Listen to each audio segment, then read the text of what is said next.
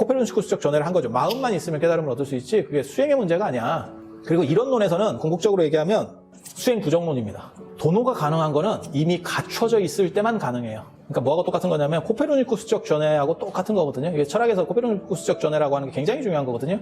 그게 천동설과 지동설의 관점 차이 문제예요. 그러니까 코페르니쿠스가 새로 한 건 뭐냐?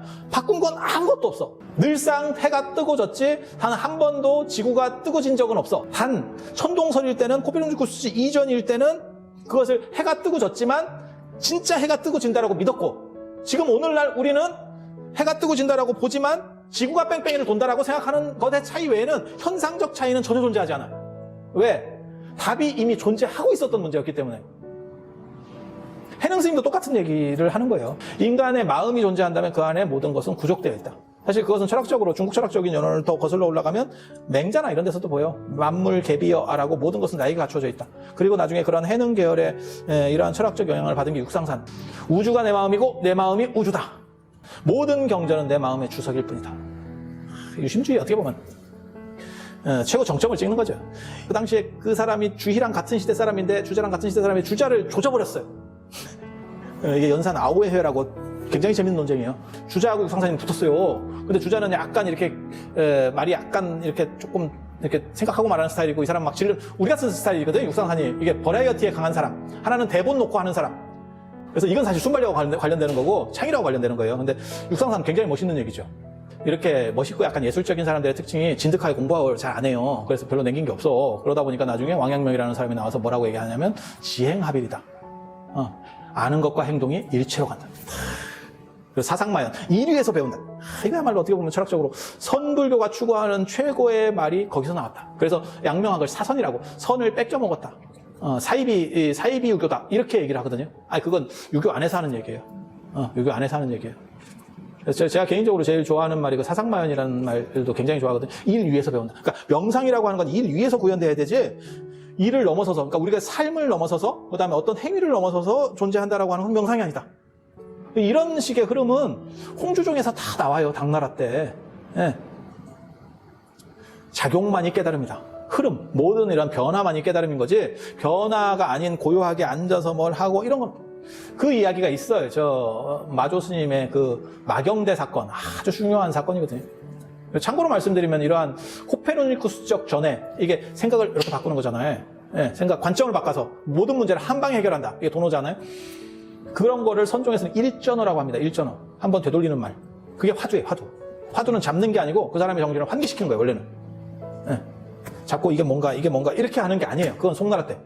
예, 그건 가나선이라고 하는 거. 그건 송나라 때 거고, 당나라 때 거는 그런 게 아니에요. 화두를 잡고 있는 시대에서는 안 된다. 동아시아가 신통이 없는 게 저는 오히려 더 괜찮다는 생각을 많이 합니다. 왜?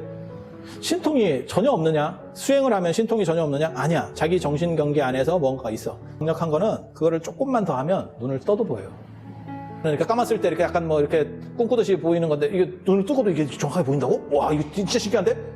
끝입니다. 끝입니다. 그거 어쩌라고? 정도전이 불시잡변에서 불교를 비판할 때 뭐라고 얘기했냐면 신기한 거 있을 수 있다. 그렇게 얘기해요. 하지만 그걸로 먹고 살 수 있냐? 에 대한 얘기를 건드린다고. 저 똑같은 얘기를 하고 싶어요, 사실은.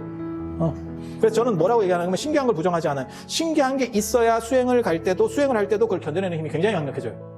그 다음 단계가 기대되는 거고. 레벨업을 해야 뭐가 이게 되는 거지. 계속 그냥 열심히 해. 이렇게 할 수는 없는 거거든. 그래서 우리들은 뭐라고 얘기하는 거냐면 수행에 있어서 신통이라고 하는 것은 마치 산에 올라가면서 경치를 구경하는 것 같다. 산에 올라가서 정상에 올라가는 게 목적인 거고 가다 보면 경치라도 있고 이래야지 이게 올라가는 맛이 있지. 안 그러면 무슨 군대처럼 막 쎄리 행군만 해가지고 그렇게는 힘들어서 못 갑니다.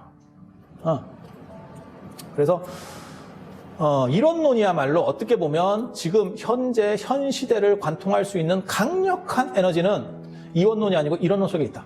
그리고 이것은 아직 발굴되지 않은, 그러니까 현대에 검증되지 않은, 제가 그런 얘기해요. 티베트 불교도 자 서구에서 한번 돌았거든요.